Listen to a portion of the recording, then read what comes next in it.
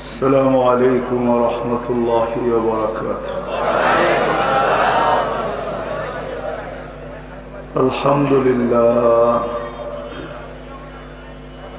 الحمد لله لا نحصي ثناء كما هو أثنى على نفسي. اللهم لك الحمد كله دقه وجله سره وعلانيته أوله وآخره صغيره وكبيره. اللهم لك الحمد كما ينبغي لجلال وجهي وعظيم سلطاني. اللهم لك الحمد حمدا خالدا مع خلودك دائما مع دوامك لا منتهى له دون علمك ولا منتهى له دون معصيتك. الأحد الصمد الذي لم يتخذ صاحبة ولا ولد خلق الخلق وأحصاهم عدد رفع السماء بقدرته بغير عمد بسط الأرض بقدرته على ماء الجمد قسم الرزق فلا ينسى من خلقه أحد ولم يكن له كفوا أحد. الحي القيوم علي العظيم جواد الكريم حنان منان فعال لما يريد. والصلاة والسلام على حبيبنا وقطعة كبدنا مصطفى مجتبى محمد رسول الله الذي بعثه إلى الجن والإنس وإلى الأبيض والأسود بشيرا ونذيرا داعيا إلى الله رحمة للعالمين شفيع المذنبين حريص بالمؤمنين خاتم النبيين رؤوف رحيم صلى الله عليه وعلى آله وأصحابه وأتباعه صلاة وسلاما تنجينا بها من جميع الأحوال والآفات وتقضي لنا بها جميع الحاجات وتطهرنا بها من جميع السيئات وترفعنا بها عند الله أعلى الدرجات. أما بعد فأعوذ بالله من الشيطان الرجيم. بسم الله الرحمن الرحيم. كونوا مع الصادقين. وقال رسول الله صلى الله عليه وسلم المرء مع من أحب أو كما قال عليه الصلاة والسلام. উক্ত ইজতেমার সম্মানিত সভাপতি, উপস্থিত উলামায়ে কেরাম, আগন্ত মুসলমান ভাইয়েরা, জানি না লাউড স্পিকারে কান রাখার সুযোগ আছে কি নাই, যদি থাকে তো পর্দার অন্তরালে মা ও বোনেরা, কোরআন হাদিস থেকে যতটুকুই তেলাওয়াত করলাম আশা রাখি একই সামনে রেখে কিছু কথা রাখবো। সাথে সাথে সকলের কাছে আবেদন থাকবে, দোয়ার আবেদন বা দরখাস্ত, আল্লাহ যেন আমাকে আপনাদেরকে সকল শ্রোতাকে যা শুনবো তার উপরে আমল করার তৌফিক দান করে। দ্বিতীয় একটা অনুরোধ থাকবে, কথাগুলো খুব ধ্যান খেয়ালে শুনব, একাগ্র চিত্তে মনোযোগ সহকারে, দিলের কান দিয়া, মাথার কান দিয়া না। কেননা দিনী কথা শোনার জন্য আল্লাহর পক্ষ থেকে হুকুম হলো ফাস্তামিউ, দিলের কান দিয়া শোনো। আনসিতু, বিলকুল চুপচাপ শোনো। যদি দুটা করতে পারি তাহলে তৃতীয়টা হয়ে যাবে। যেমন দুনিয়াতে মানুষ আকর্ষণের পাত্র হয়, কিন্তু সবাই এক জিনিস দ্বারা আকর্ষণের পাত্র হয় না, বিভিন্ন জিনিস দ্বারা আকর্ষণের পাত্র হয়, ঠিক না? যুবক যেরকম যৌবন দ্বারা আকর্ষণের পাত্র, যুবকের কাছে যৌবন আছে বিদায়ী তো আকর্ষণের পাত্র, ঠিক না? যৌবন যদি না থাকতো তো ওর দিকে কে তাকাইতো, ঠিক না? আছে তো কিছু যুবক দেখতেছি 14 তারিখে কে ওর জন্য ফুল নিয়ে দাঁড়ায় থাকতো, জিজ্ঞেস করেন। ওই যে বলছে, যদিও হাসে না আর কি। আপনারা তো বোঝেন নাই, ওরা বুঝে ফেলছে। যৌবন যদি ওর কাছে না থাকতো, আস্তে আস্তে সাউন্ড আমারটাও বাড়বে, শুধু এই সাউন্ড দিয়ে শুনেন না, দিনই কথা লাউড স্পিকার দিয়ে শুনি বিদায়, যেটা আমি বুঝাইতে চাইতেছি ওটা হয় না। কেননা লাউড স্পিকার দিয়ে শোনা হলো মাথার কান দিয়ে শুনতে হয়, আর দিনের কথা দিলের কান দিয়ে শুনতে হয়। এক সময় লাউড স্পিকার লাগে না। যদি লাউড স্পিকার প্রয়োজন হতো তাহলে বিদায় হজে 1.25 লক্ষ সাহাবায়ে কেরাম আল্লাহর রসুলের কথা শুনলেন কি করে? লাউড স্পিকার দিয়ে শুনতে হয় গান। এই জন্য দেখবেন ওইখানে এই স্পিকার ব্যবহার হয় না, ড্যাগ ব্যবহার হয়, ড্যাগ। ওটার আওয়াজ হলো ধুমধারাক্কা, ওইখানে শুধু আওয়াজ শোনানো উদ্দেশ্য, আর কিছু না। সভাপতি সাহেব কি কয় জানি না, ঠিক তো? কনসার্টে শুধু আওয়াজ দরকার, আওয়াজ দিয়ে নাচাবে, গলা আর কতটুকু। কিন্তু এইখানে আওয়াজ দরকার নেই, এখানে দিলের কান দরকার। যত বেশি দিলের কানে শুনবে তত বেশি না শোনা কথাও দিলে গাঁথবে। কেননা আল্লাহ যদি শুনাইতে চান, মনে উঠলো আপনারা তো খোঁচা দিয়া দিলেন, এই জন্য বলতেছি, ইব্রাহিম আলাইহিস সালামকে আল্লাহ বলছে আদ দিন, আপনি আজান দেন। তো বলতেছে আজান দিয়া লাভটা কি? আছি তো আমরা 3 জন, আমার ছেলে, বউ আর আমি, ঠিক না? ইসমাইল, হাজেরা, ইব্রাহিম আলাইহিস সালাম, 3 জন তো এক জায়গায়। আর আজান দিলেও হবে কি? চতুর্দিকে তো পাহাড়, আওয়াজ তো যাবে না।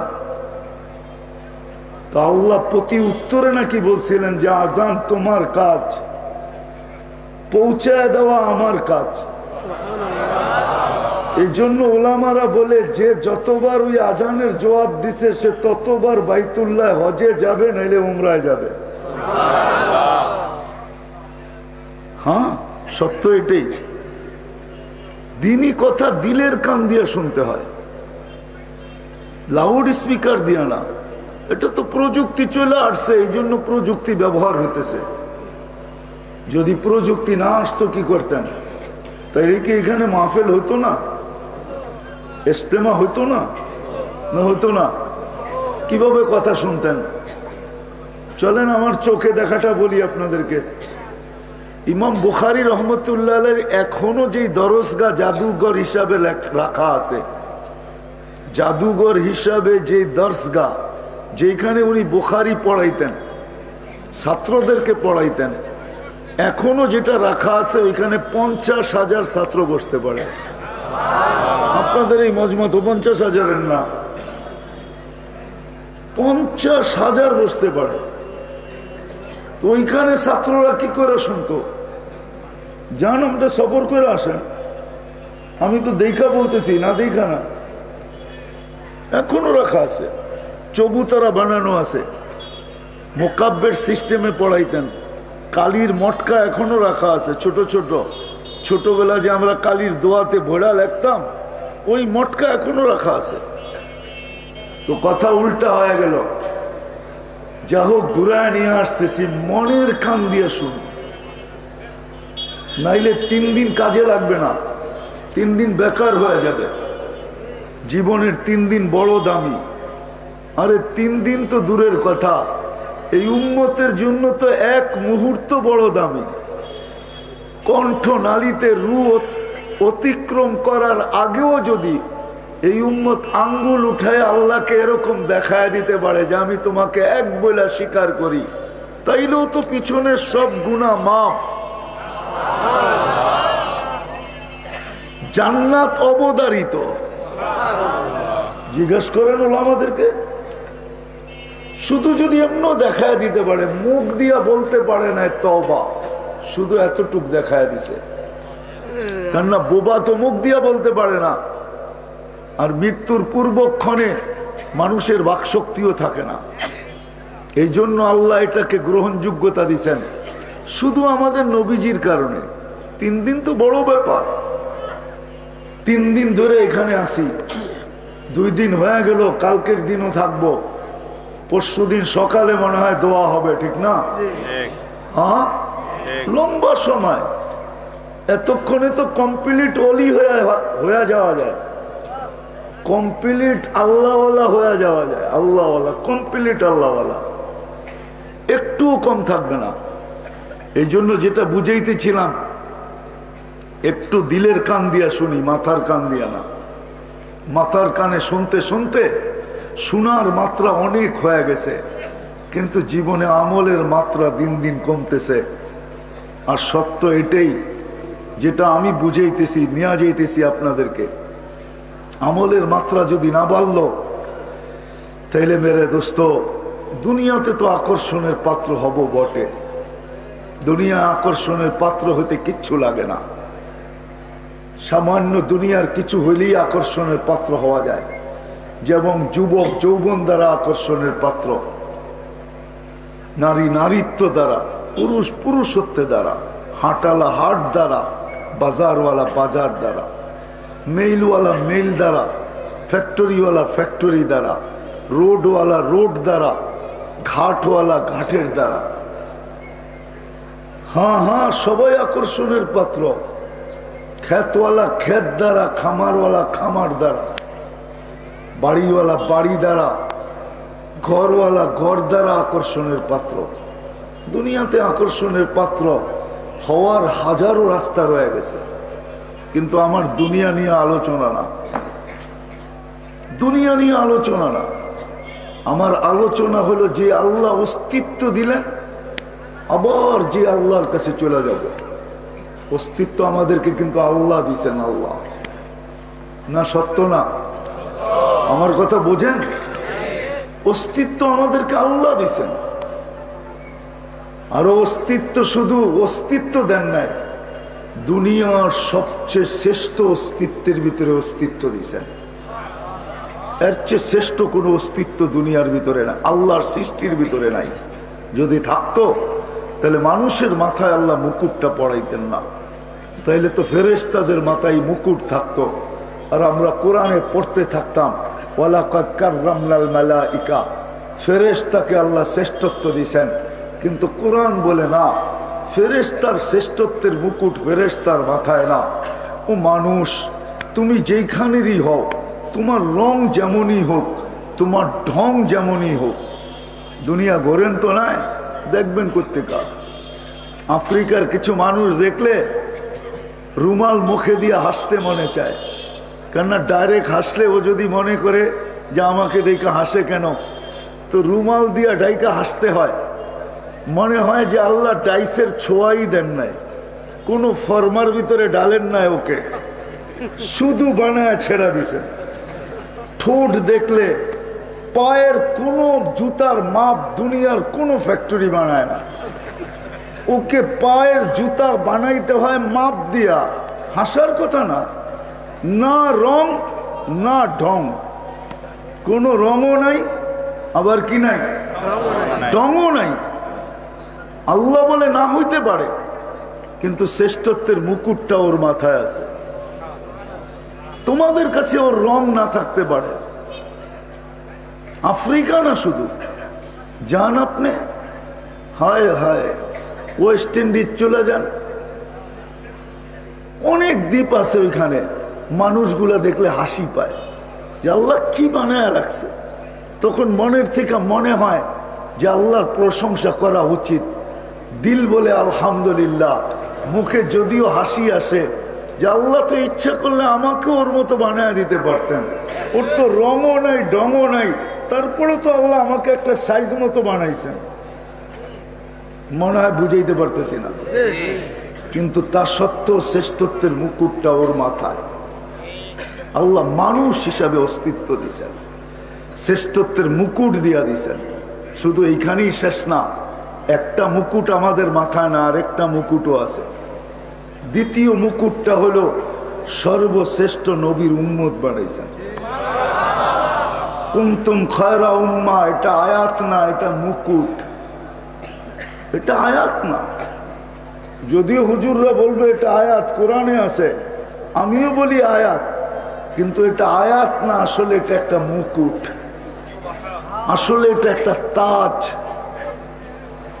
আসলে এটা একটা কাঠ, যে আমরা সব জায়গায় এই কাঠটা দেখাবো আর পার হয়ে যাবো। আছে না দুনিয়ায় কিছু জায়গা খালি কাঠ দেখাইলেই হয়, ঠিক না? যদি এর আগে একটু তর্ক সর্ক হয়ে যায়, যখন কাঠ দেখায় তখন যার সাথে হয়েছে সেই বলে কাঠটা আগে দেখাইলেন না কেন, কাঠটা আগে দেখাইলেন না কেন? আপনার সাথে তো তর্ক সর্ক হয়ে গেছে, এখন তো চিনলাম আপনি কে। তা আমাদেরকে আল্লাহ একটা কার্ড দিছেন, কুনতুম খায়রা উম্মাহ, এটা একটা মুকুটও, এটা একটা কার্ডও। সব জায়গায় দেখামো আর পার হয়ে যাবো। সুবহানাল্লাহ তো বলতে চান না আপনারা? গোপালগঞ্জের মানুষ তো এরকম কৃপণ না মনে হয়। সুবহানাল্লাহ বলতে চান না, দুরুদও পড়তে চান না। প্রথমে তো পরীক্ষা নিয়ে নিছি আপনাদের, মুহাম্মদুর রাসূলুল্লাহ বলার পরে দুরুদ আসতে পড়ছেন, জোরে পড়েন নাই। ভুল তো এখানেই আমাদের, মজা নিয়ে দুরুদ পড়তে চাই না।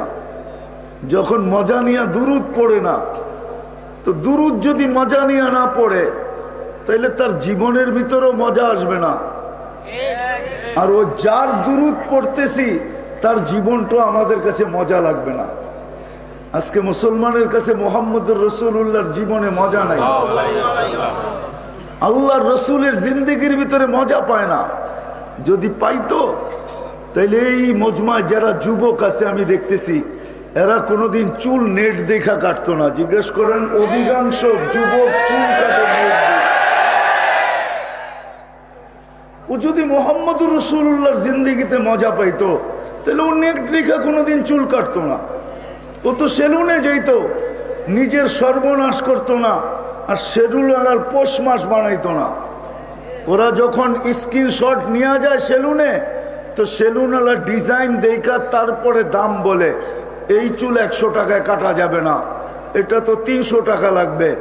তো ও তো লয়ে গেছে স্ক্রিনশট দিয়া, তো বলে টাকার প্রশ্ন না, ডিজাইন হওয়া চাই। তো সেলুনওয়ালা রইল পৌষ মাস আর ওর জ্যাবে রইল সর্বনাশ। অথচ মুহাম্মদুর রাসূলুল্লাহর স্টাইলে যদি চুল কাটতো আর দিন তারিখ লেখা রাখতো, আর কালকে যখন দেখা হইতো, দুনিয়ায় দেখা হোক আর না হোক, দুনিয়ায় তো আমরা দেখতেও চাই না, ঠিক না? কি দেখতে চান নবীজিকে? না না, ওই যে 2-3 জনে হাত উঠাইছে।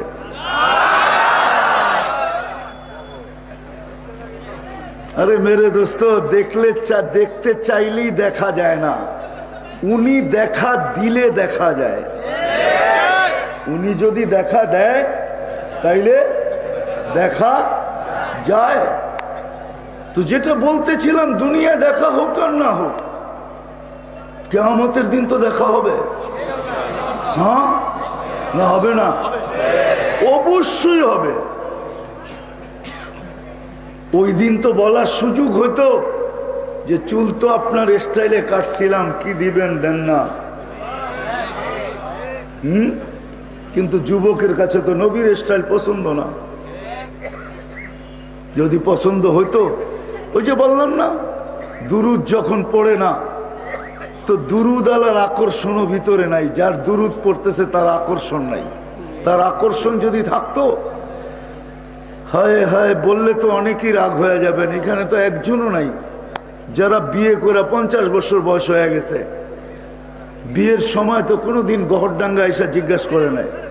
এখানে কিছু লোক দেখা যায়, ওনারা সদস্য হুজুর রহমতুল্লাহ আলীকে দেখছেন, ওনারা তো এসে জিজ্ঞাসা করে নাই, হুজুর বিয়ে তো করতে চাই, কিন্তু আল্লাহ রসুল বিয়ে কিভাবে পড়াইছেন, উনিও তো বিয়ে করছে, আমার বিয়েটা শুধু ওনার স্টাইলে পড়াইতে চাই, ওনার তরিকা অনুযায়ী পড়াইতে চাই, ওনার পদ্ধতিতে পড়াইতে চাই। যদি জিজ্ঞাসা করতেন কেন বাকি সব উল্টা করবা, শুধু বিয়েটা পড়াবা, বলে কিয়ামতের দিন দেখলে যেন হাত পাততে পারি যে কিছু তো করতে পারি নাই, বিয়েটা আপনার স্টাইলে পড়াইছি, আপনি কি দিবেন দেন না, একজনও তো নেই। পড়াইছেন ওই স্টাইলে, জিজ্ঞাসা করছেন? জিজ্ঞাসা তো করি নাই। তো আমি যেটা বুঝাইতেছিলাম, মানুষ দুনিয়া আকর্ষণের পাত্র, যতই বড় হোক না কেন, যতই আকর্ষণের পাত্র হোক না কেন, যতই বড় সেলিব্রিটি হোক না কেন, যত বড়ই পরিচয় পরিচিতি আলা হোক না কেন, এটা আমার বিষয় না। আর এটার জন্য হাজারো রাস্তা রয়ে গেছে। আমার কথা ওইখান থেকে চলে গেছে যে দিনই কথা মনোযোগ দিয়ে শুনতে হবে, দিলের কান দিয়া এবং চুপচাপ। তাইলে কি হবে এটা বুঝাইতে যে অন্যদিকে চলে গেছি। তাইলে ফলাফল কি দাঁড়াবে? ফলাফলটা কি দাঁড়াবে? যুবকের ফলাফল কি দাঁড়াবে? নারীর ফলাফল কি দাঁড়াবে? পুরুষের ফলাফল কি দাঁড়াবে? প্রত্যেক ব্যক্তি দুনিয়াতে যে অবস্থানে আছে তার ফলাফল কি দাঁড়াবে? আজকে বুঝার বিষয় হলো এটা। কেননা এখানে আমরা 60-70 বছর থাকবো, 60-70 বছর আমরা এখানে থাকবো, এর বেশি আমরা থাকবো না। ও হুজুর চিল্লায় লাভ না, এটা lip touch. Lip touch, lip touch বোঝেন? এটা ঠোঁটে লাগায় বলতে হয়, ঠোঁটে লাগায়। লিপ মানি ঠোঁট, টাচ মানি টাচ করে বলতে হয়। এটা গান গাওয়ার জন্য বানাইছে, এটা ওয়াজের জন্য না। ওয়াজের জন্য ভিন্ন, এটা ওরা আনে নাই। এটার নাম লিপ টাচ। আমি ডাইনে গেলে এটা আওয়াজ টানবে না, বামে গেলে এটা আওয়াজ টানবে না, শুধু শুধু আপনারা চিৎকার দিতেছেন। সবচেয়ে আমার জন্য সুন্দর হলো কানেরটা, ওটা তো এরা আনে নাই।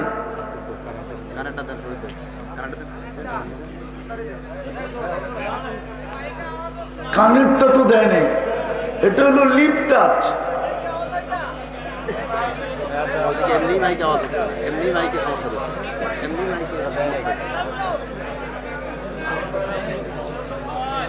মাইকে ভোগ শব্দ হচ্ছে অন্য সমস্যা, ওদিক স্ট্যান্ডের কোনো দিক চলতেছে না, হরেনের সমস্যা। তো যেটা বুঝাইতেছিলাম, ঠিক আছে? আরে এরা তো মনে করে হুজুররা কিছু চিনেই না, যেটা লাগায় দিম ওইটাই হইব। এরা তো জানে না যে আমি শুধু খালি হুজুর না, আরো কিছু লোকে হুজুর, তারপরে আরেকটা শব্দ আছে না, ওটা আমার লোকে যোগ আছে। আমি তো চিনি এটা লিপ টাচ। এটা সব হুজুরের তো এক স্বভাব না যে চোখ বন্ধ করে মাইকেল লোকে ঠোঁট লাগায় কইতেই থাকবো। আমি এই ধরনের হুজুর না, আমি তো ডাইনও দেখবো বামেও দেখবো। আপনাদেরকে না দেখলে তো আমার কথা বাহির হবে না। আমি তো একটা ব্যথা ঝাড়তে আসছি, ব্যথা, ওয়াশ করতে না। ওয়াশ তো হয়ে গেছে অনেক লম্বা, আমার দিলে একটা ব্যথা আছে, এটা ঝাড়তে আসছি। তো যেটা বুঝাইতেছিলাম, আল্লাহ করুক বুঝে আসুক, আজকে খুব ধ্যান দিয়ে শুনতে হবে। এই জন্যই বারবার ধ্যানের কথা বলতেছি। যতক্ষণ পর্যন্ত দিলের কানে না শুনবো, অতক্ষণ পর্যন্ত ওই ফলাফল হবে না যেই ফলাফলের কথা আমি বলতে চাইতেছি। মানুষ দুনিয়া আকর্ষণের পাত্র হইতে পারে। দুনিয়ায় আকর্ষণের পাত্র হওয়া সহজ। আপনারা বুঝবেন কি বুঝবেন না জানি না, যুবকরা বুঝবে। কাঠ দিয়া কাঠ পিটায়ও আকর্ষণের পাত্র হওয়া যায়।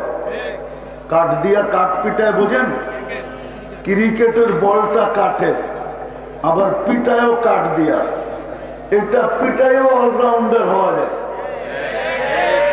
এই জন্য দুনিয়া নিয়ে আমার কোনো আলোচনা না। আমার আলোচনা হলো যে যাকে আল্লাহ মুসলমানের ঘরে অস্তিত্ব দিচ্ছেন, উম্মতে মুহাম্মদী হিসাবে যাকে আল্লাহ মুকুট পড়ায় অস্তিত্ব দিচ্ছেন, ওই আল্লাহর কাছে আকর্ষণের পাত্র হবে কিভাবে? ওই আল্লাহর কাছে আকর্ষণের পাত্র হওয়ার বিষয়। কেননা দুনিয়ার মানুষ যে নিষ্ঠুর, এটার প্রমাণ আমি এইখানেও দিতে পারবো। মাঝে মাঝে গ্রামগঞ্জে আসি তো, কিছু অট্টালিকা গোপালগঞ্জেও পাওয়া যাবে যে রাজবাড়ির মতো বাড়ি বানানো আছে না? নাই? হ্যাঁ, কখনো দেখলে দিলে বড় ব্যথা লাগে যে দুনিয়ার মানুষগুলা কত নিষ্ঠুর।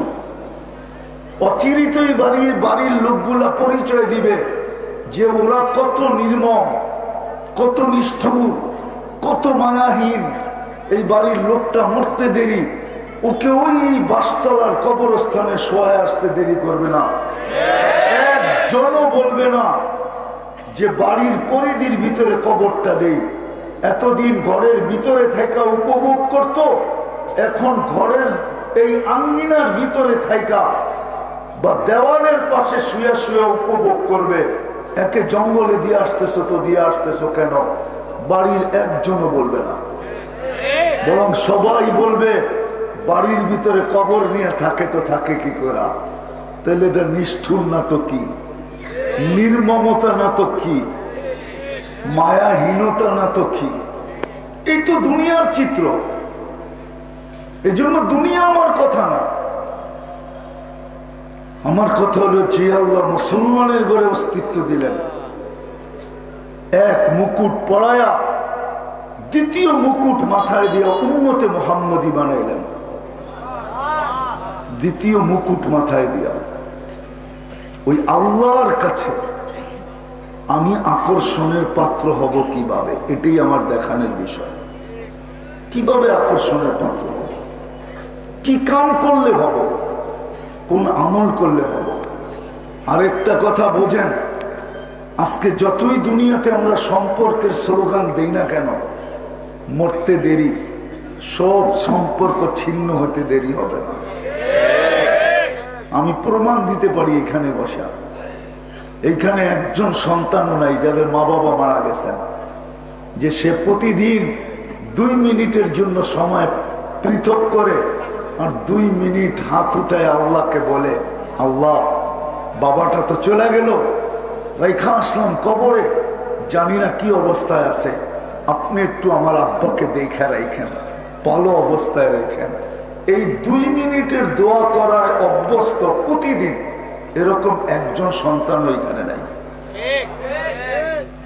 ডেলি করি, মাঝে মাঝে না। আমরা তো করি যখন ইমাম সাহেব বলে রব্বির হামহুমা কামা রব্বায়ানি সগীরা, তখন করি, কিন্তু নিজের থেকে করি না।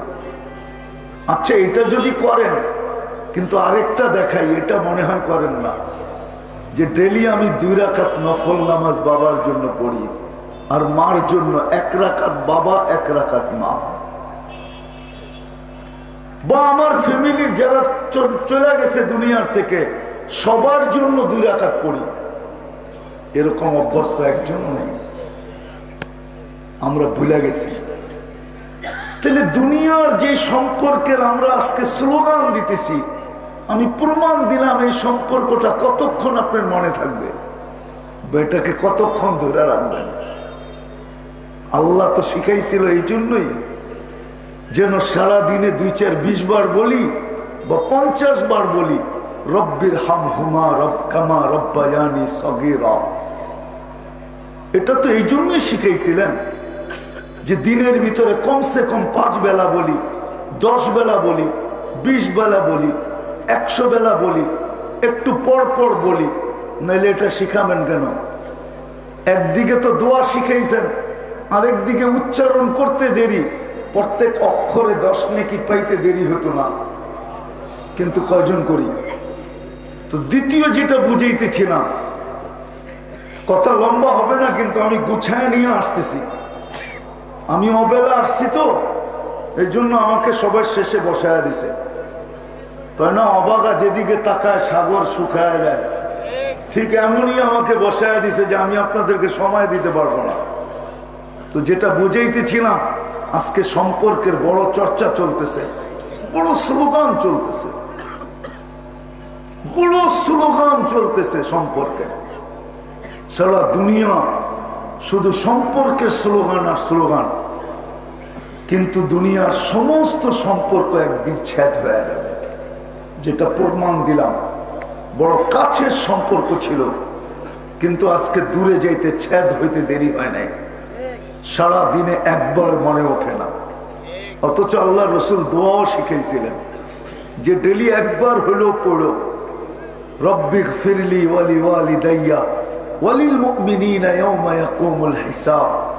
এই দোয়াটাও শিখাইয়া দিছিলেন যে ডেলি একবার হলেও পড়ো, একবার, শুধু একবার। তাইলে দেখবে তোমার মা বাবার আমল নামায় কতগুলা সওয়াব জমা হয়।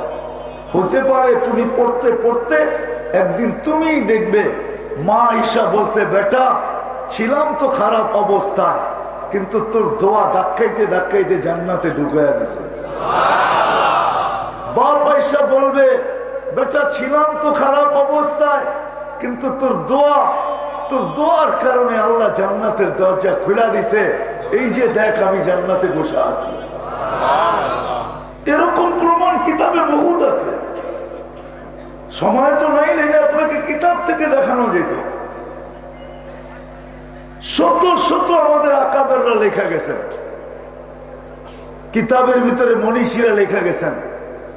ছেলের দোয়ার কারণে বাবা, ছেলের দোয়ার কারণে মা, ভাইয়ের দোয়ার কারণে ভাই। তো যেটা বুঝাইতেছিলাম, সম্পর্কগুলো একদিন ছিন্ন হয়ে যাবে।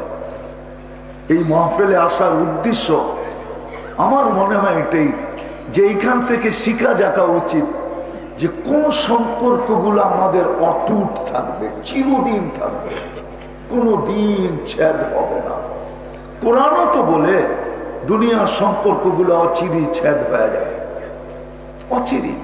يوم يفر المرء من أخيه وأمه وأبيه وصاحبته وبنيه لكل امرئ منهم شأن يغني لا يجزي لا يسأل حميم حميما। সত্য এটাই। বন্ধু বন্ধুর দিকে দেখবে না। আজকে তো ফোন করতে দেরি, মোটর সাইকেল নিয়ে ছুটে আসতে দেরি করে না। যুবক, মোরা দেখো না, মোরা দেখো জীবনে তোমাকে একবার স্মরণ করে কিনা। এটা দুনিয়াতে কাজে দিবে আমি মানি, কিন্তু দুনিয়া নিয়ে আমার আলোচনা না। মা আগনা আন্নি মালিয়া হালাকা আন্নি সুলতানিয়া লা ইউজজি ওয়ালিদুন আন ওয়ালাদিহি শাইআ ওয়ালা মাওলুদুন আন ওয়ালিদিহি শাইআ। দুনিয়ার কোন সম্পর্ক কাজে দিবে না। হ্যাঁ, কিছু সম্পর্ক আছে যেগুলো অটুট, চিরদিন থাকবে। আজকে শিখা উচিত আমাদের এটা। আমরা তো দুনিয়ার সম্পর্কের পিছনে দৌড়াইতে থাকি, সারাদিন দৌড়াইতে থাকে। আমি বুঝানোর জন্য বলতেছি, বুঝানোর জন্য, বুঝানোর জন্য, কোনো ক্রিটিসাইজ না, অন্যদিকে নিয়েন না। মানুষ দলীয় নমিনেশন পাইতে দেরি, এলাকার মাটি খুশিতে মাথায় উঠাইতে দেরি করে না, ঠিক না? ইলেকশন অনেক দূরে না, কি বলেন? দূরে না কি? আরে বাবা, তারপরও তো দূরে, দূরে না? ডিসেম্বর আসছে, 1 মাস এখনো। তাইলে তো ওই কথা সত্য হলো কেন? 1 মিনিটের নাই ভরসা কে লেখছে? ফিরোজ শাহী লেখছে। ওর উপরে গাজীপুরের স্টেজে সত্যায়িত হয়েছে। ও গাজীপুরের স্টেজে এই গান গাইতেই গেছে, 1 মিনিটের নাই ভরসা। বাপসে আজকে গাজীপুর মাতাল করে দিব, যুবক করে নাচাইয়া বিলকুল কোমর ব্যথা বানায়া দিব। কিন্তু গানে টান দিতে দেরি, আজরাইল সুতায় টান দিতে দেরি করে নাই, ওইখানে পড়ছে ওইখানে মরছে। আমি একটা জিনিস বুঝানোর জন্য বলতেছি, দুনিয়ার মানুষের কাছে যদি নির্বাচিত হইয়া এত ফুলের মালা ঝড়াইতে পারে, ফুল ছড়াইতে পারে, ছিটাইতে পারে, মালা পড়তে পারে, ও উম্মতে মুহাম্মাদি, তুমি তো উম্মতে মুহাম্মাদি হইছো আল্লাহর কুদরতি হাতের সিলেকশনের মাধ্যমে। তুমি আজ পর্যন্ত তো একটা ফুলের মালা কিনা পড়লা না। মানুষ যদি জিজ্ঞাসা করতো তোমার গলায় ফুলের মালা কেন, তো তুই জানিস না আল্লাহ নিজের কুদরতি হাতে আমাকে ফুলের মালা উম্মতে মুহাম্মাদি হিসাবে সিলেকশন করছেন। হুয়াজতাবাকুম, আল্লাহ কুদরতি হাত দিয়ে আমাকে সিলেকশন করছেন। ওই খুশিতে আমি ফুলের মালা পড়া ঘুরতেছি। আজ পর্যন্ত তো আপনি খুশি হইলেন না, আল্লাহ তো আপনাকে সিলেকশন করলেন, ইলেকশন তো না, কুদরতি হাতে বাছাই করে উম্মতে মুহাম্মাদি বানাইছেন। কুদরতি হাতে বাছাই করে আপনাকে মুসলমানের ঘরে অস্তিত্ব দিছেন। আজকে তো বুঝবেন না ইসলামের দরদ, বুঝে আসবে কালকে। আমি তো বলি, এর চেয়ে বড় মজমাও বলি, যে যারা শুধু কাগজে মুসলমান, কাগজে কাগজে মুসলমান বোঝেন কি বলেন না, কাগজে মুসলমান বোঝেন, কর্মে ধর্মে কোথাও ইসলামের ছোঁয়া নাই। যেইখানে কাগজে ধর্ম লিখতে হয় ওইখানে ইসলাম লেখা দিয়ে আসে, এটা হলো কাগজে মুসলমান। মনে হয় বোঝেন না, সে কাগজে মুসলমান। জন্ম নিবন্ধনে দিয়ে আসছে ধর্মের জায়গায় ইসলাম, স্কুলের ফরমে লেখা আসছে ধর্মের জায়গায় ইসলাম, সার্টিফিকেটে লেখা আনছে ধর্মের জায়গায় ইসলাম, আইডি কার্ডে ধর্মের জায়গায় লেখছে ইসলাম, অ্যাপ্লিকেশনের সময় লেখছে ধর্মের জায়গায় ইসলাম, পাসপোর্ট বানানোর সময় লেখছে ধর্মের জায়গায় ইসলাম। সে শুধু কাগজে মুসলমান, এমনি কোনো দিক দিয়ে ইসলাম বোঝা যায় না। এমনকি মাঝে মাঝে কথার দ্বারা ইসলাম বিদ্বেষী মনে হয়, কিন্তু তারপরও সে কাগজে লেখা আসছে মুসলমান।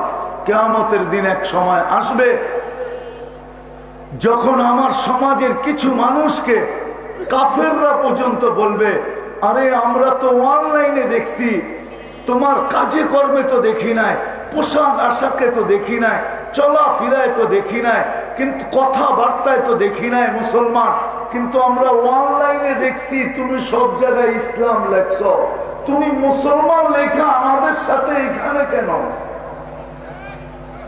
হাদিসে আছে, একদিন ওরা প্রশ্ন করবে যে আমরা অনলাইনে দেখছি, সব তো অনলাইনে, কি কোন এখন অনলাইনে না, ওরা অনলাইনে দেখছে।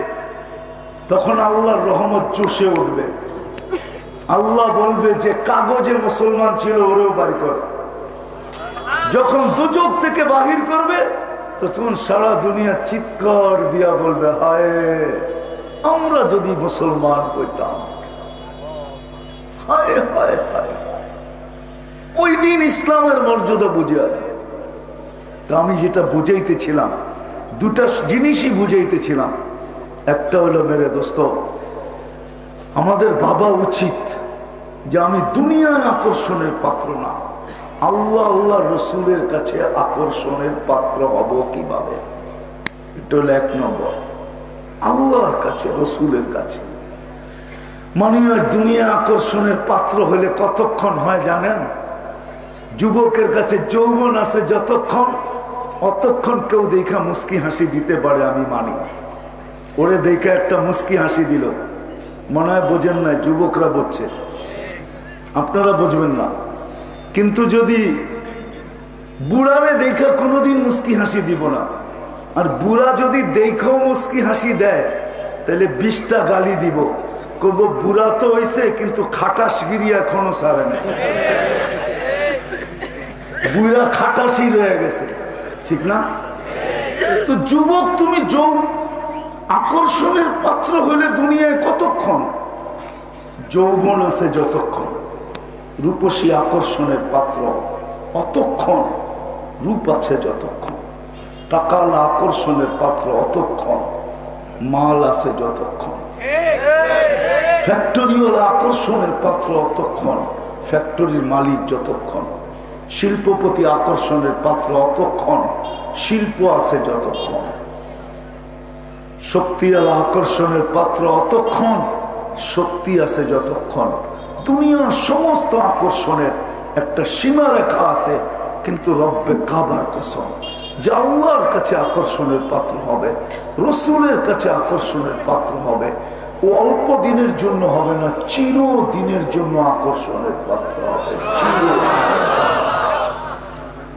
দুনিয়াওয়ালা বন্ধু বানায় বটে, কিন্তু আবার দুশ্মন হয়তো দেরি করে না।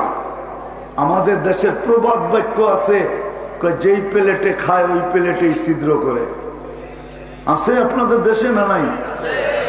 আছে এটা? হ্যাঁ, দুনিয়াওয়ালা বন্ধু হইতেও দেরি করে না, আবার বিচ্ছেদ করতেও দেরি করে না। কিন্তু রব্বে কাবার কসম, যে আল্লাহ বন্ধু বানাইলেন ওরে চিরদিনের জন্য বানাবেন, চিরদিনের জন্য। রসুল যার সাথে বন্ধুত্ব করবেন ওটা চিরদিনের জন্য বন্ধুত্ব হবে, সাময়িক সময়ের জন্য না, চিরদিনের জন্য বন্ধুত্ব, দুনিয়ার মতো না। আছে না, আসতেছে ফেব্রুয়ারি, গোলাপগঞ্জ গোপালগঞ্জ দামাল চলবে। যুবকরা এখন থেকেই প্ল্যান করতেছে কে কোন ফুল দিব, কোন ফুলের মেসেজ দিব, কিভাবে লিখব। অনেকজনে এই আশাও বসে আছে এখানের যুবক যে গত বছর কিছু লেখা দেয় নাই, দেখি যদি এইবার একবার লেখা দেয় I.U। এই আশায় অনেক যুবক বসে আছে। জিজ্ঞাসা করেন, এটা সাময়িক। আমি এটা বুঝাইতে আসি না, বা হাসাইতে আসি না, আমি তো বুঝাইতে আসছি মেরে দোস্ত, চিরদিনে আমি আকর্ষণের পাত্র কিভাবে হব আল্লাহর কাছে, রসুলের কাছে। যখন আল্লাহ আল্লাহ রসুলের কাছে আকর্ষণের পাত্র হবে, তো রব্বে কাবার কসম সে সমগ্র সৃষ্টির কাছেও আকর্ষণের পাত্র হবে, সমগ্র সৃষ্টির কাছে। আমি অনেকের বয়ান শুনতেছিলাম ভিতরে বসা বসা, সাহাবায়ে কেরাম সমগ্র সৃষ্টির কাছে আকর্ষণের পাত্র ছিল। কি দ্বারা? গায়ে তো কাপড় ছিল না, পায়ে তো জুতা ছিল না, পেটে তো ভাত ছিল না, মাথা গুতার তো ঠাই ছিল না, ক্ষুধার তাড়নায় তো চেহারাও ছিল না, মাটিতে গড়াগড়ি করতেন। কিন্তু দরিয়ায় নীলকে চিঠি দিতে দেরি, পানি ছাড়তে তো দেরি করে নাই। অগ্নিগিরিকে হাতে ইশারা করতে দেরি, পাহাড়ে যে আবদ্ধ হইতে তো দেরি করে নাই। টোকা দিতে দেরি, ভূমিকম্প ভাগতে তো দেরি করে নাই। 3000 কিলোমিটার দূর, 3000 কিলোমিটার দূরত্বের পাহাড় দেখায় দিতে তো কোনো দ্বিধা হয় নাই, কোনো সমস্যা হয় নাই। আমি তো এগুলো চোখে দেখে বলতেছি আপনাদেরকে। এখনো পাহাড়ের গায়ে সাইনবোর্ড টানানো আছে, পাহাড় দেখায় দিতে তো কোনো দ্বিধা হয় নাই। পুরুষ তো পুরুষ, নারী সিংহের কানে ধরে বলতেছে আমি লোকালয় হারা, আমার সাথীরা জাহাজ ডুবে গেছে, কে কোথায় সমুদ্রে চলে গেছে আমি জানি না, এই জঙ্গলের লোকালয় আমি চিনি না, তুই আমাকে লোকালয় চিনা।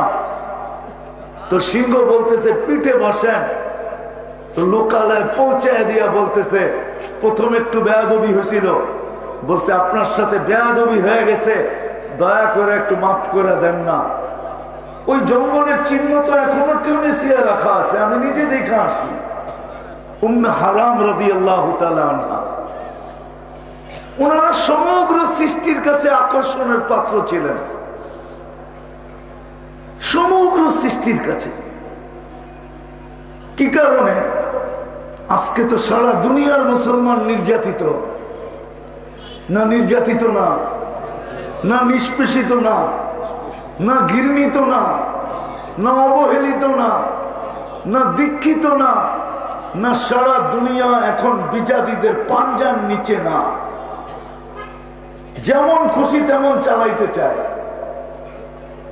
আমাদের আত্মমর্যাদা বলতে ওরা বিশ্বাস করে না। আমি আপনাদেরকে একটা প্রমাণ দিতেছি, লম্বা হয়ে যেতেছি কিনা জানি না। দুনিয়ায় সংস্থা আছে, সংস্থা, প্রাণীবাদী সংস্থা, আজ পর্যন্ত আমাকে কোনো শিক্ষিত লোক দেখাইতে পারবে না, কোনো মিডিয়ার লোক দেখাইতে পারবে না যে প্রাণীবাদীরা ফিলিস্তিনের পক্ষে ইসরায়েলের বিরুদ্ধে একটা ছোট বিবৃতি দিছে বা একটা প্রতিবাদ দিছে যে ফিলিস্তিনের মানুষগুলো তো প্রাণী, তোমরা রাতের অন্ধকারে নির্বিচারে বোম মাইরা এতগুলা মানুষকে মারলে কেন? এরা তো প্রাণী। মুসলমান কথা বাদেই দিলাম, এরা তো প্রাণী। কুকুর মারলে এতগুলা কুকুরও যদি কোথাও এক রাত্রে মারা হতো এরকম নির্মম ভাবে, তাহলে আমার মনে হয় প্রাণীবাদীরা চিৎকার দিতে দিতে দিতে দিতে মিডিয়া পাগল করে ফেলতো।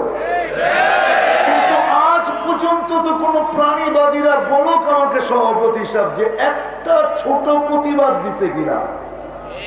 কোনো ফেসবুকে নাই, কোনো মিডিয়ায় নাই। কেন ওরা বলে মুসলমান মরছে, কুকুর তো মরে নাই। মুসলমান তো কুকুরের চেয়ে নিকৃষ্ট। আজকে আমরা কেন নিকৃষ্ট?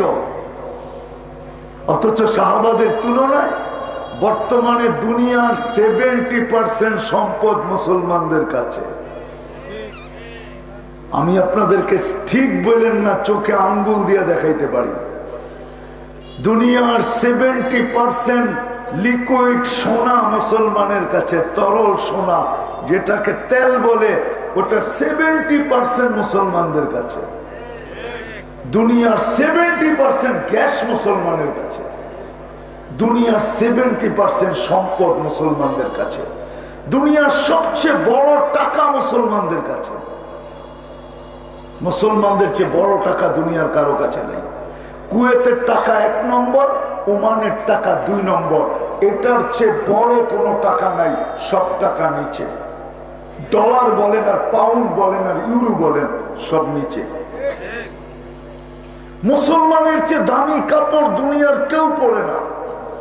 যদি পরতো তাহলে আপনাদের গোপালগঞ্জে পুরান কাপড় বিদেশের গাইড আইনা কেউ বাজারে বিক্রি করতো না। দামি কাপড় কি আবার গাইড বানায় বিদেশে পাঠায় নাকি? আপনারা পাঠান? এ তো আমাদের ঘরের মহিলারা পুরান কাপড় 20 বছর আগেরটাও এখনো আছে, ঠিক না? কি কন আছে না? কি সভাপতি সাহেবের বিয়েরটা নাই? জিজ্ঞেস করেন, এখনো আছে। ওটা দামি। সেক্রেটারি সাহেবের বিয়েরটাও আছে এখনো, ওটা দামি। এই জন্য বাজারে পাঠায় না, যেটা বিক্রি করে আসো, 2 টাকা পাইলে 2 টাকা। কয় না, স্মৃতি। মুসলমানের চেয়ে দামি কাপড় কেউ পরে না। আরে ওরা তো কাপড়ই পরে না, দামি পরবো কোত্থেকা? মুসলমান সবচেয়ে দামি কাপড় পরে।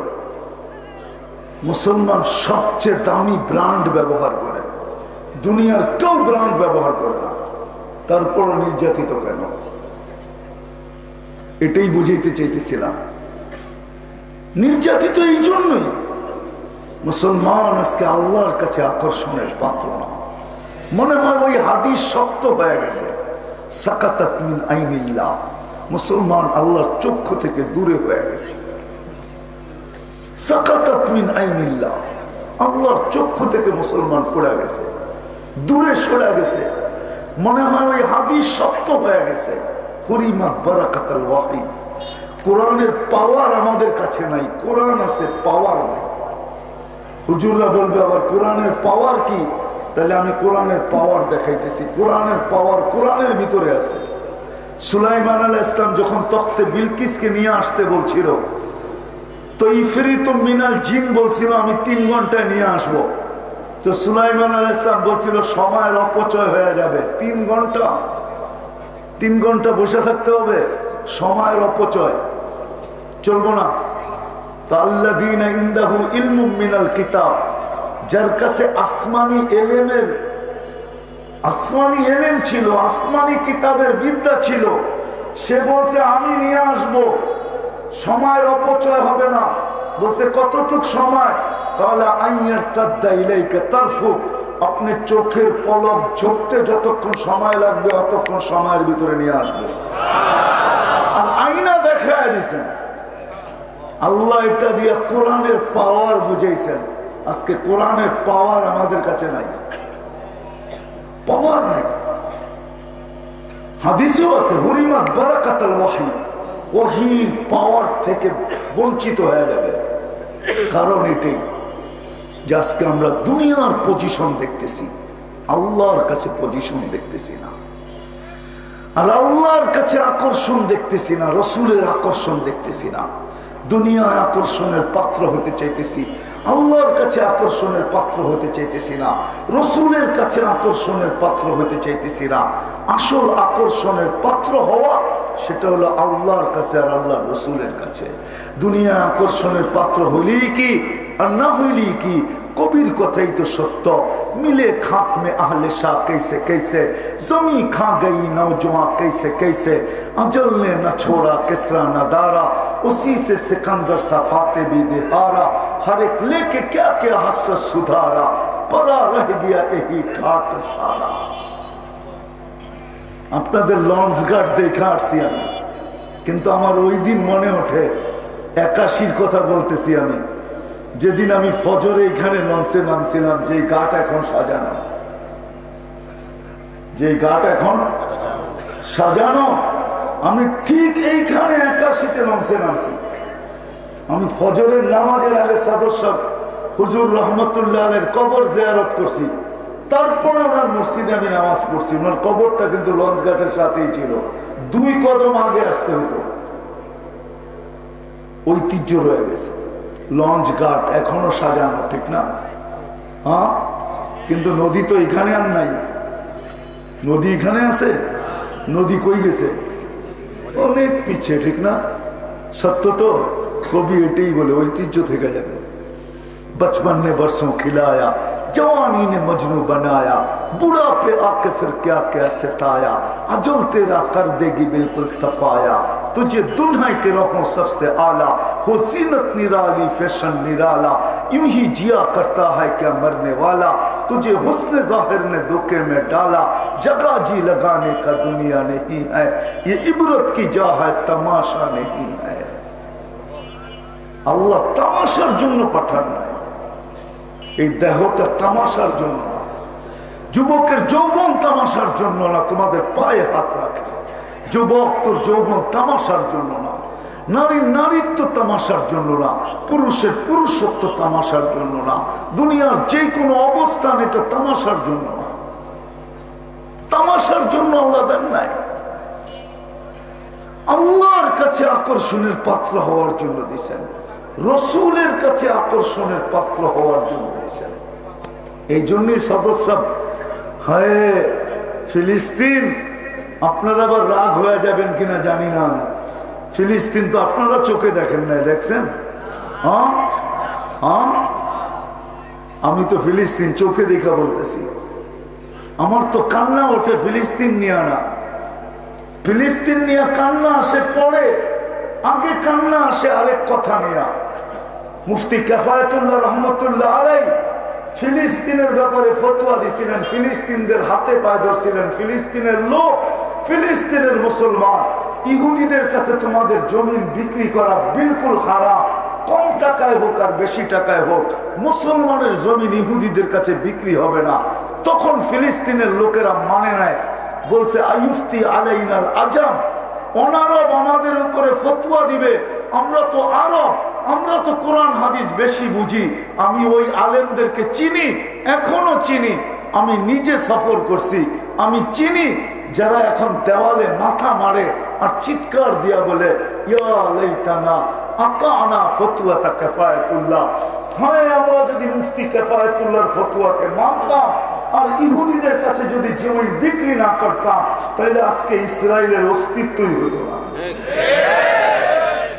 এখন চিৎকার দিয়া বলে মা রাইনা আলিমান কাত্তু, এত বড় আলেম দেখি নাই। এই জন্য মনীষীরা কিছু কথা বলা যায়, কিন্তু মানুষের বুঝে আসে না। হায় হায়, তারপরে কেউ লেখছিল কলন্দর হারছে গোয়া দিদা গোয়া, ও আরব তোরা বুঝবি তো বুঝবি কোত্থেকে, মুফতি কিফায়াতুল্লাহ তো কলন্দর, ও তো 100 বছর পরে কি হবে এখন বসে দেখতেছে। ঠিক সদর সাহেব রহমতুল্লাহ আলাইহি আল্লাহর কাছে আকর্ষণের পাত্র হওয়ার জন্য, রসুলের কাছে আকর্ষণের পাত্র হওয়ার জন্য। মেরে দোস্ত, জুস বানানো সবার কাম না, হাত দিয়া জুস বানানো যায় না। জুস বানাইতে হইলে মেশিনই লাগে, ঠিক না? হাতের জুস ওই জুস হয় না যেটা মেশিনে হয়, যেটা সত্য তো ঠিক। শুধু জুস না, জুসও বানাইছেন, আবার যেটাকে বলে মুশাক্কেল, শত ফলের জুস একটার ভিতরে ভরে দিয়েছেন। যেমন একটা ফ্লেভার পাওয়া যায়, সুগ্রান পাওয়া যায়, মিয়াতু জাহরা, আলফু জাহরা, আতর পাওয়া যায় সৌদি আরবে গেলে হাজিরা কিনে, ঠিক না? আলফু জাহরা 100 ফুলের গ্রাম। আমাদের সারা জিন্দিগির যেটার দ্বারা আল্লাহর কাছে আকর্ষণের পাত্র হব, রসুলের কাছে আকর্ষণের পাত্র হব, আমাদের আল্লাহওয়ালারা, রব্বে কাবার কসম, আমাদের আল্লাহওয়ালারা, আমাদের আকাবেররা। হয় কোত্থেকে আনবো? যদি আনতে পারতাম এই টেবিলে চারজন রে যদি এই টেবিলে আনা যেত, তাহলে মনে হয় হায় হায় দুনিয়া আবার 1000 বছর আগে, 100 বছরের আগের দিন ফিরা পাইত।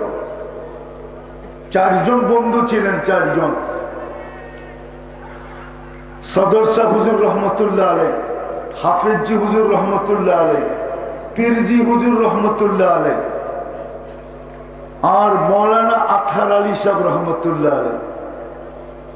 বাংলাদেশের অ্যাসেম্বলির চেয়ারের নিচে কিন্তু স্ক্রুপ লাগানো আছে, জানেন না? এটা ইচ্ছা করলে আপনি উঠাইতে পারবেন না, উঠে মারামারি করতে পারবেন না। এই চেয়ারের নিচে স্ক্রুপ লাগছে আতহার আলী সাহেব রহমতুল্লাহ আলীর কারণে।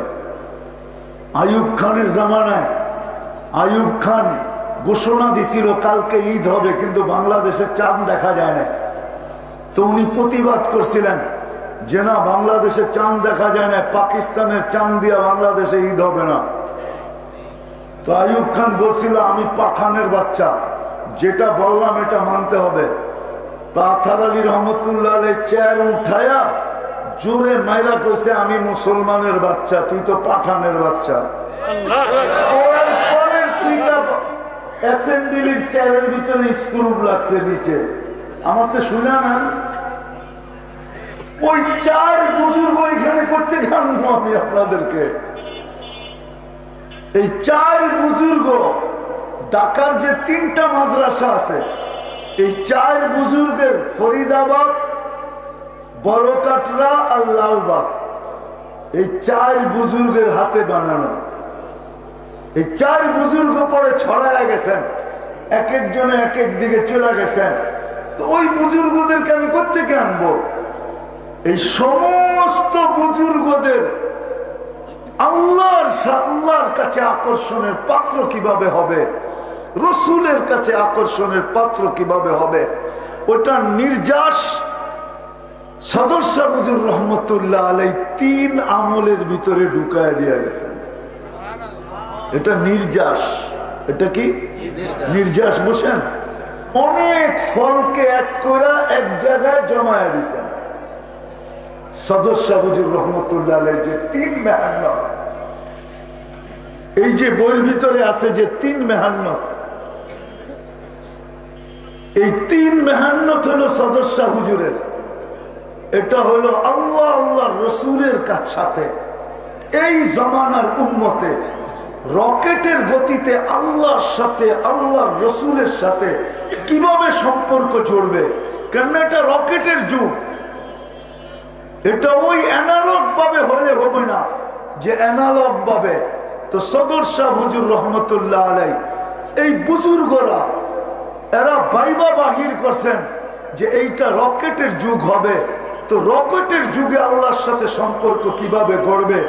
বেশি দিলেও সম্ভব হবে না, কেননা যাই ঝামেলা এতই বেশি থাকে। এই জন্যই তো আমি বলি যে আমার জাতি যদি কিচ্ছু না করত, কিন্তু সবাই যদি শোয়ার আগে তওবা করত, ঘুমানোর আগে যাওয়া ঘুমাইতে চলছি, কাল সকালে উঠাইলে উঠবো নাইলে উঠবো না, বিদায় আমি তওবা করে ঘুমাইতেছি। আমার জাতি যদি এতটুকু করতো তাইলেও তো মনকে বুঝাইতে পারতাম, তাইলে মনে হয় তওবা করতে দেরি, গুনাহ মাফ হইতে দেরি হতো না। নিষ্পাপ ঘুমায়া যাইতো, যদি উঠা যাইতো তো নিষ্পাপই উঠা যাইতো। আর সকালে যদি উঠতো তাহলে আবার বিকালে তো তওবা আবার করতো, আবার নিষ্পাপ হইতো। আমার জাতি তো ডেলি নিষ্পাপ হতে থাকতো। এতটুক যদি করতো, আমার জাতি যদি এতটুক করতো, 4 মাসেই গুনাহ না করতো, আরবাতুন মিনহা হুরুম, 4 মাস গুনাহ না করতো, আমার জাতি যদি এতটুকুই করতো, 11 মাস কিছু কোনো কাজ না করো, রমজান আসতে দেরি, সবাই কমর কাইছা লাগতে দেরি হয় না, 1 মাস পুরা পুরা আল্লাহকে দিয়া দিত। শুধু দৈনন্দিন প্রয়োজনের জিনিস ব্যতীত আর কেউ যদি দোকানপাট না খুলতো, অফিস আদালত যদি 1 মাসের জন্য বন্ধ থাকতো, 1 মাস পুরো আল্লাহকে দিয়া দিত। আমার জাতি যদি এতটুকু করতো, জিলহজের প্রথম 10 দিন আল্লাহকে দিয়া দিত, যেখানে প্রতিদিনের ইবাদত 1 বছরের ইবাদতের সমান, 1 রাত্রের ইবাদত 1 লাইলাতুল কদরের ইবাদতের সমান। তো সদর শাহ হুজুর রহমতুল্লাহ আলাইহি যে 3 আমল দিছেন, এটা হলো নির্যাস, সমস্ত কিছুর নির্যাস হিসাবে আল্লাহর সাথে রকেটের গতিতে নিজেকে আল্লাহর কাছে, রসুলের কাছে আকর্ষণের পাত্র বানানোর জন্য কি করবেন? কি করবেন না? সবাই উঠাইতে চায় না, মনে হয় বোঝে নাই। 3টা কিন্তু কঠিন না। নামাজ পড়বো, অপরকে নামাজের পড়ার জন্য উদ্বুদ্ধ করব, কঠিন? নামান কঠিন। দ্বিতীয়, নিজে কোরআন শিখবো, অপরকে কোরআন শিখার জন্য উদ্বুদ্ধ করব। আমি হাদিসের শব্দ দিতেছি, মান জাআলাহু আমামাহু কাদাহু ইলাল জান্নাহ, যে কোরআনকে মহব্বত করবে, কোরআনকে সামনে রাখবে, রব্বে কাবার কসম, কোরআন ওকে জান্নাতে ঢুকানো ব্যতীত ওই পর্যন্ত ক্ষান্ত হবে না, যতক্ষণ পর্যন্ত ওকে জান্নাতে না ঢুকাবে। কোরআন ওর কাছ থেকে দূরে সরবে না, কোরআন ওর কাছ থেকে দূরে যাবে না, দূরে সরবে না, যতক্ষণ পর্যন্ত ওকে জান্নাতে না ঢুকাবে। তৃতীয়, নিজে জিকির করব, অন্যকে জিকিরের উপরে উদ্বুদ্ধ করব। এটা নির্যাস।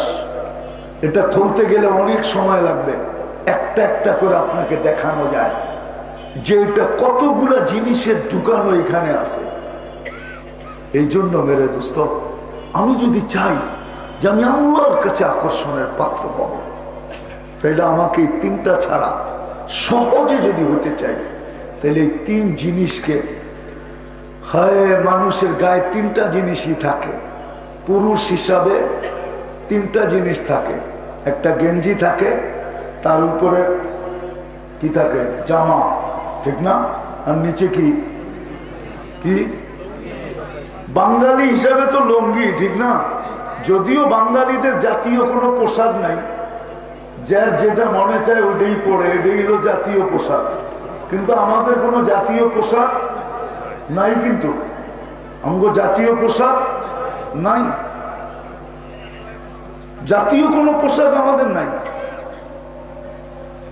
যদিও জাতীয় ব্যক্তিত্ব আছে, কিন্তু জাতীয়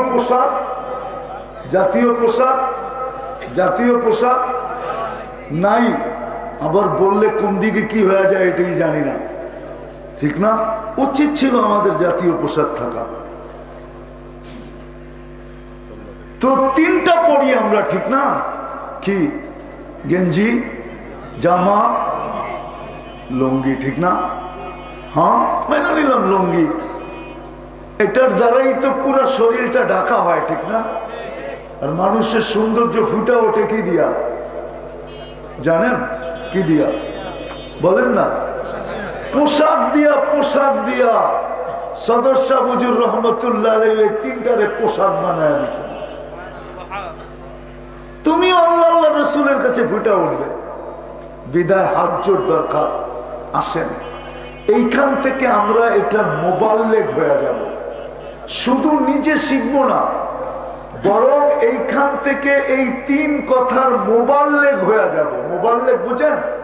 তাবলীগ ওয়ালা হয়ে যাব। কে কে এই তিন কথার মোবাল্লেগ হয়ে এখান থেকে যাবেন? পাক্কা? হ্যাঁ, আর রাখেন সত্য লম্বা তো করা যেত, কিন্তু সময় অনুমতি দেয় না।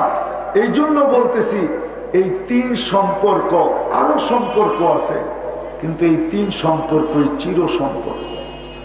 নামাজের সম্পর্ক, যদি নামাজের সম্পর্ক চির সম্পর্ক না হইতো তাহলে ফজরের নামাজকে জান্নাতের সার্টিফিকেট কোনোদিন বলতেন না। ফজরের নামাজ জান্নাতের সার্টিফিকেট। এই সম্পর্কই আমাদের, এই কোরআনের সম্পর্ক, জিকিরের সম্পর্ক, নামাজের সম্পর্ক আমাদের অটুট, চিরদিন আমাদের সাথে থাকবে।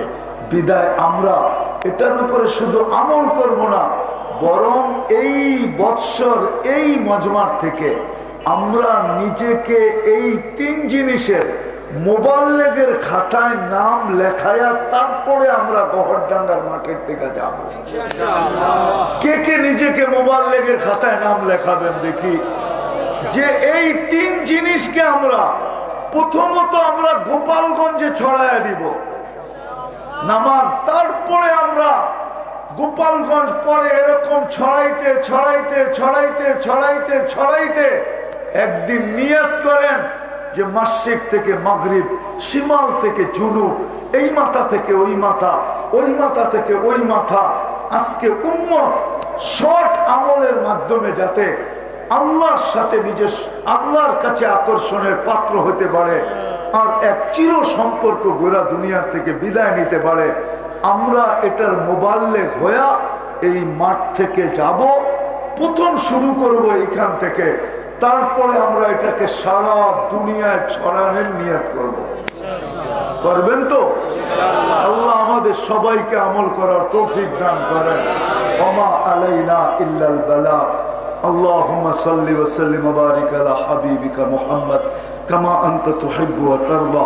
আমল আছে একটা, ঘুমের আমলের বয়ান হবে আলাদা লোক আছে। হায় আল্লাহ, বলার পর্ব শেষ, শোনার পর্ব শেষ, এখন ভিক্ষার পর্ব। দুনিয়ার কারো কাছে না, আপনার মতো সত্তার কাছে। কোন জায়গায় বসে হাত তুলছি এটাও জানেন, কাদেরকে নিয়ে হাত তুলছি এটাও জানেন, কোন রাত্রে হাত তুলছি এটাও জানেন, কোন সময় হাত তুলছি এটাও জানেন। বিদায় বেশি কিছু চাবো না, আজকের এই আয়োজন যেন কবুল হয়, আয়োজকরা যেন কবুল হয়, আয়োজনকারীরা যেন কবুল হয়। আজকে শুধু গোপালগঞ্জ না, সারা বাংলাদেশ যেন কবুল হয়, সারা দুনিয়ার মুসলমান যেন কবুল হয়। এইখানে যারা শিরকত করছেন তারাও যেন কবুল হয়, বক্তারাও কবুল হয়, শ্রোতারাও কবুল হয়। কেননা কবুলিয়ত বড় জিনিস। আমাদের অঙ্গীকার যেন কবুল হয়, আমাদের নিয়ত যেন কবুল হয়, আমাদের ইচ্ছা যেন কবুল হয়, আমাদের চাওয়া যেন কবুল হয়। কেননা কবুলিয়ত ছাড়া কিছু মিলে না, এটাই সত্য। কবুল না হলে আবু বকর সিদ্দিক হতো না, ওসমান, ওমর ফারুক আজম হতো না, ওসমান বিন নুরাইন হতেন না, আলী শেরে খোদা হতেন না, সোয়া লক্ষ কুল্লুন ওয়াদাল্লাহুল হুসনা হতো না। আয় আল্লাহ, আপনার কাছে এই মজমার কবুলিয়ত চাই, এই আয়োজনের কবুলিয়ত চাই, পুরা উম্মতের কবুলিয়ত চাই। আমাদেরকে কবুল করেন, আমাদেরকে কবুল করেন। কবুল হলেই সবকিছু হয়ে যাবে। কেননা আপনার কাছে কবুলিয়ার শর্ত, কাবুলিয়ার শর্ত না। আল্লাহ আজকে আমাদেরকে কবুল করেন। যা চাইতে পারলাম তাও দেন, যা চাইতে পারলাম না তাও দেন। আল্লাহ, এই মাদ্রাসার যিনি বাণী বা এই আয়োজনের যিনারা বাণী, আল্লাহ এদের জেনারেশনকে কিয়ামত পর্যন্ত কবুল করেন। যারা কবরে চলে গেছে তাদের কবরকে নূর দ্বারা ভরা দেন। আখিরাতে যত উঁচা মাকাম হতে পারে আপনার কাছে, উঁচা থেকে উঁচা মাকাম নসিব করেন। আল্লাহ সর্বশেষ আপনি ফিলিস্তিনকে সাহায্য করেন, সাহায্য। আমরা নবী সাহাবা তাবেঈ কোন সোনালী যুগই দেখি, কোন সোনালী যুগই দেখি। আপনি কমসে কম আমাদেরকে কুদরত দেখায় সোনালী যুগ একটা দেখায় দেন, আমাদের ঈমানকে বাড়ায় দেন। আল্লাহ আল্লাহ কালকে সূর্যকে, কালকে সকালের সূর্যকে নতুন কোন খবর নিয়ে উঠায় দেন, যেই খবরে আমাদের ঈমান বেড়া যাবে, যেই খবরে আমাদের ঈমান বেড়া যাবে, যেই খবরে আমাদের ভিতরে খুশির বন্যা বয়া যাবে, এরকম কোন খুশির খবর আমাদেরকে শোনায়। আল্লাহ আল্লাহ গুনাহ আমরা করছি বটে, কিন্তু আপনি আমাদের দুশ্মন দ্বারা আমাদেরকে মার খাওয়ান কেন? আপনি মারেন তাতে কোনো আপত্তি নাই, কাটেন কোনো আপত্তি নাই, পিটান কোনো আপত্তি নাই। আল্লাহ আপনি আপনার দুশ্মন দ্বারা তো আমাদেরকে মার খাওয়ায়। আপনি তো কোরআনে ডেলি আমাদেরকে 32 বার বলতে বলছেন, 32 বার চাইতে বলছেন গায়রিল মাগদুবি আলাইহিম ওয়ালাদ-দাল্লিন। আল্লাহ এদের থেকে আপনার কাছে আশ্রয় চাইতে বলছেন, আর আপনি এদের হাতেই আমাদেরকে মার খাওয়াইতেছেন, আর মার খাওয়ায়। আপনি ফিলিস্তিনকে জয়যুক্ত করেন, যা চাইলাম তাও দেন, যা চাইতে পারলাম না তাও দেন। আমাদের দেশকে আপনি হেফাজত করেন, আমাদের দেশকে আপনি হেফাজত করেন, আমাদের দেশকে আপনি হেফাজত করেন। সাল্লাল্লাহু তাআলা আলা খায়রি খালকিহি মুহাম্মাদি ওয়া আলিহি ওয়া সাহবিহি আজমাইন বিরহমাতিকা ইয়া আরহামার রাহিমিন।